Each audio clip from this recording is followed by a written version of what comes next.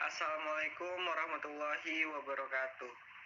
Yang terhormat kepada Bapak Dr. Anda Supriyadi, Magister Pendidikan, dan Ibu Amrina Izatika, Magister Pendidikan, selaku dosen pengampu mata kuliah Perspektif Global, dan teman-teman semua yang insya Allah berbahagia.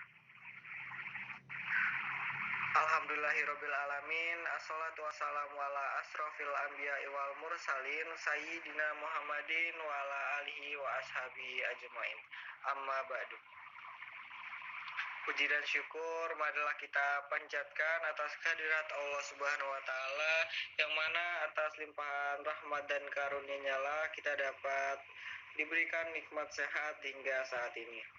Salawat beserta salam tak lupa kita sanjung agungkan kepada junjungan kita Nabi besar Nabi Muhammad Sallallahu Alaihi Wasallam, yang kita nantikan syafaatnya kelak di yaumil qiyamah.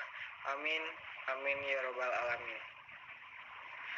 Baiklah, pada kesempatan kali ini izinkan kami dari kelompok 12 untuk mempresentasikan hasil diskusi kelompok kami mengenai model pembelajaran perspektif global dalam IPS SD.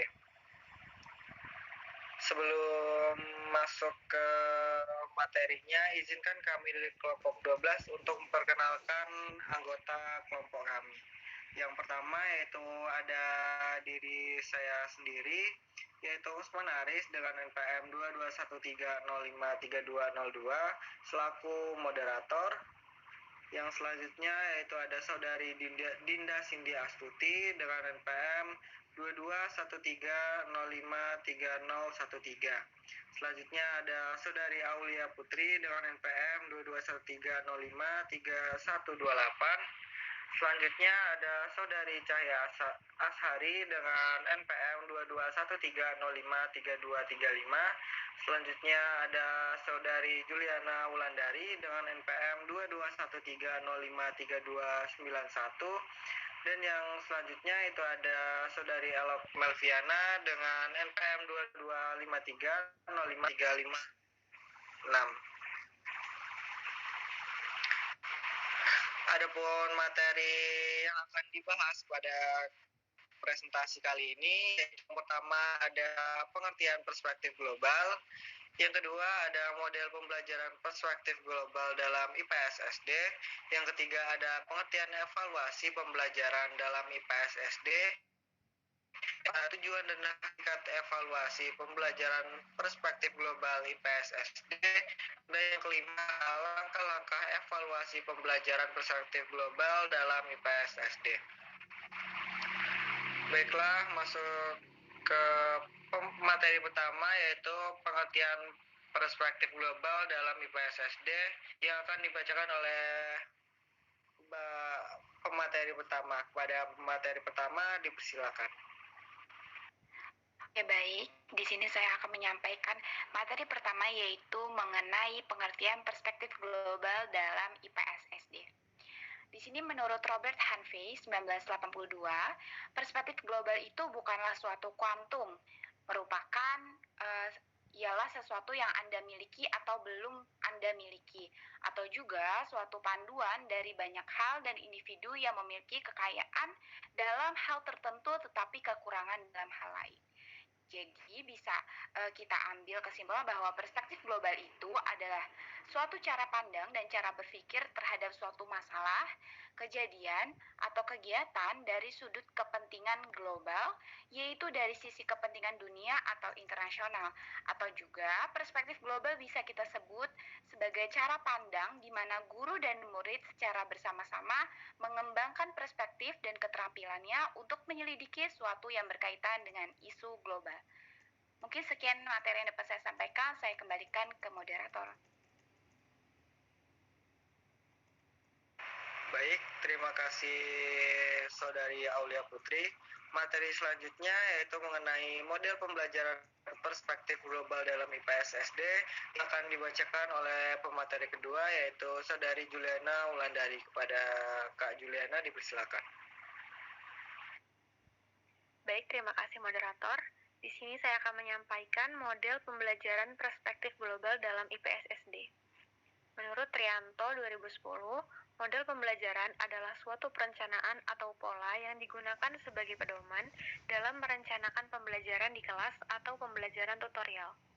Model pembelajaran mengacu pada pendekatan pembelajaran yang akan digunakan, termasuk di dalamnya tujuan-tujuan pengajaran, tahap-tahap dalam kegiatan pembelajaran, lingkungan pembelajaran, dan pengelolaan kelas. Dalam proses belajar mengajar, terutama dalam pembelajaran IPS, dan terutama lagi dalam konteks pembelajaran global yang berkaitan dengan isu-isu kontroversial, terdapat 6 aspek yang harus diperhatikan, yaitu yang pertama materi, yang kedua proses pembelajaran, yang ketiga tujuan yang akan dicapai, yang keempat teknik evaluasi, yang kelima konsep, dan yang terakhir pengembangan teknik evaluasi. Sekian materi saya kembalikan kepada moderator.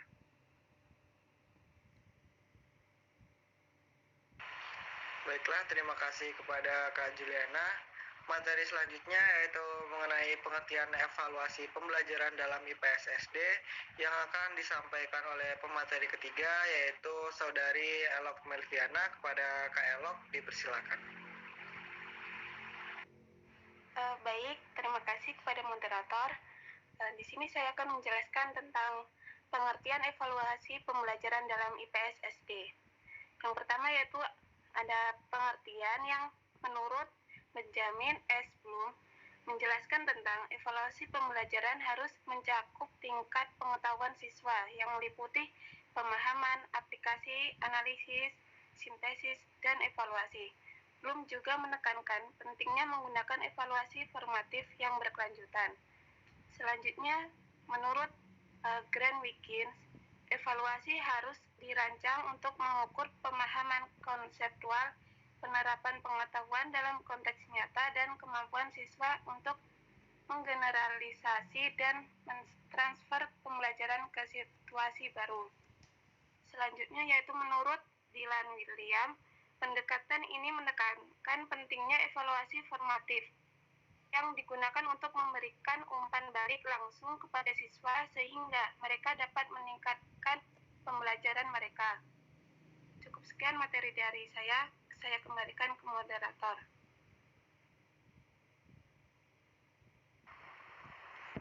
Baiklah, terima kasih kepada Kak Elok. Materi selanjutnya yaitu mengenai tujuan dan hakikat evaluasi pembelajaran perspektif global IPS SD yang akan disampaikan oleh pemateri keempat yaitu Saudari Dinda Cindy Astuti. Kepada Kak Dinda, dipersilakan. Baiklah, terima kasih kepada moderator. Di sini saya Dinda Cindy Astuti akan menyampaikan materi mengenai tujuan dan hakikat evaluasi pembelajaran perspektif global IPS SD. Tujuan evaluasi pembelajaran perspektif global dalam IPS di sekolah dasar adalah untuk mengukur sejauh mana siswa telah mencapai pemahaman dan keterampilan dalam memahami isu-isu global, budaya, hubungan antar negara, dan perspektif global secara umum. Hakikat evaluasi pembelajaran perspektif global dalam IPS di sekolah dasar mencakup beberapa aspek, antara lain, yang pertama, memahami isu-isu global.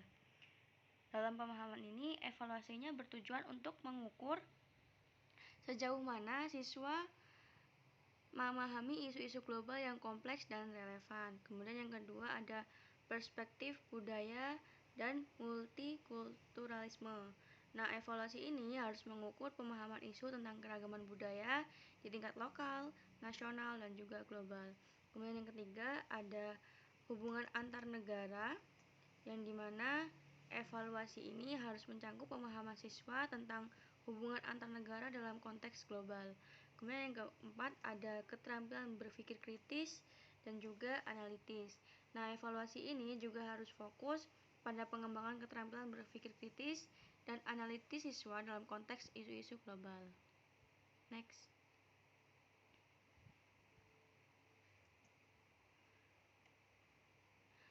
Lalu dalam evaluasi pembelajaran perspektif global dalam IPS SD, khususnya di sekolah dasar, juga harus memperhatikan beberapa aspek lainnya seperti yang pertama, konteks sosial, yang kedua, proses pembelajaran, yang ketiga, pengembangan sikap, dan yang keempat, pemberian umpan balik.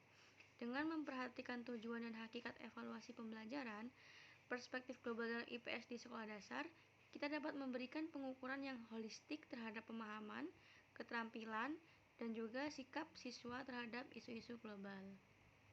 Mungkin cukup sekian materi yang dapat saya sampaikan. Saya kembalikan kepada moderator. Baiklah, terima kasih kepada Kak Dinda. Materi yang terakhir yaitu mengenai langkah-langkah evaluasi pembelajaran perspektif global dalam IPS SD akan disampaikan oleh pemateri kelima yaitu Kak Cahya Asyari. Kepada Kak Cahya dipersilahkan. Terima kasih kepada moderator. Saya akan menjelaskan tentang langkah-langkah evaluasi pembelajaran perspektif global dalam IPS SD. Langkah pertama, ajukan pertanyaan kepada peserta didik, apakah mereka sudah mengetahui pokok bahasan yang akan diberikan. Nah, maksudnya, dimisalkan setelah peserta didik diberi orientasi pembelajaran tema hari ini, mereka akan ditanya, anak-anak, adakah yang mengetahui tentang gunung meletus? Hal ini untuk mengetahui pemahaman awal peserta didik tentang materi pembelajaran. Langkah kedua, saat proses kegiatan mengajar berlangsung, bukalah sesi tanya jawab mengenai materi pembelajaran yang sedang diajarkan. Hal ini bertujuan untuk mengetahui daya tangkap dan daya serap peserta didik mengenai materi yang telah dijelaskan. Langkah ketiga, dalam menerapkan metode tugas, banyak sekali yang dapat dievaluasi, mulai dari kepatuhan dan ketepatan waktu, melakukan tugas, dan para siswa melaksanakan tugas. Langkah keempat, evaluasi tertulis dilakukan oleh pendidik sesuai dengan pertimbangan yang matang, apakah 2 kali atau 1 kali. Hal ini tergantung pokok bahasan materi, bisa dilakukan di tengah proses pembelajaran atau di akhir. Langkah terakhir, keseluruhan hasil penilaian.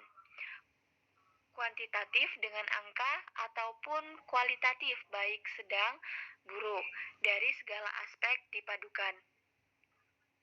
Penilaian ini termasuk ke dalam penilaian sumatif. Penilaian ini diharapkan dapat memperoleh hasil menyeluruh akan tujuan pencapaian belajar. Sekian materi yang saya dapat jelaskan, saya kembalikan kepada moderator. Baiklah, terima kasih kepada Kak Cahya. Itu tadi materi dari kelompok 12 mengenai model pembelajaran perspektif global dalam IPS SD. Kesimpulannya adalah pembelajaran IPS di tingkat SD secara terpadu harus mencakup aspek tentang global. Fenomena dan isu dalam kehidupan dapat berkembang menjadi masalah yang baru. Oleh karena itu, sebagai guru IPS di tingkat SD, dituntut untuk memberikan pengertian dan pemahaman kepada siswa agar bisa mampu menyerap informasi global dan mencermati masalah dan dampak negatif yang terjadi. Selanjutnya kepada teman-teman yang ingin bertanya, bisa bertanya di laman Fiklas Unila. Sekian presentasi dari kelompok 12. Kami mohon maaf atas kesalahan-kesalahan yang terjadi, dan kepada Allah kami mohon ampun. Kami akhiri, wabillahi taufiq wal hidayah. Wassalamualaikum warahmatullahi wabarakatuh.